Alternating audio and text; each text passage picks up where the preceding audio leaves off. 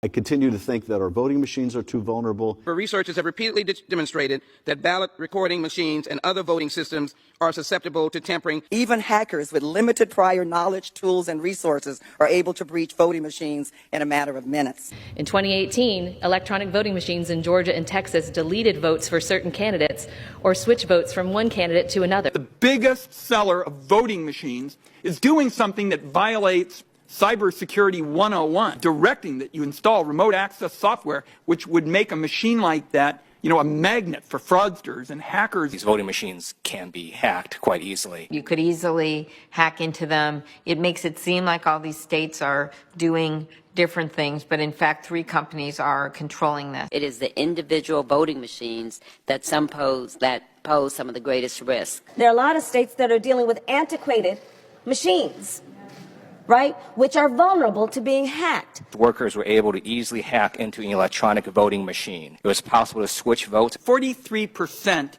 of American voters use voting machines that researchers have found have serious security flaws, including backdoors. We know how vulnerable now our systems were. I know the hackathon that took place last year, where virtually every machine was broken into fairly quickly. I actually held a demonstration for my colleagues here at the Capitol, where we brought in folks who, before our eyes, hacked election machines, those that are being used in many states. Aging systems also frequently rely on unsupported software like Windows XP in 2000, which may not receive regular security patches and are thus more vulnerable to the latest methods of cyber attack. In a close presidential election, they just need to hack one swing state, or maybe 1 or 2, or maybe just a few counties in one swing state. I'm very concerned that you could have a hack that finally went through.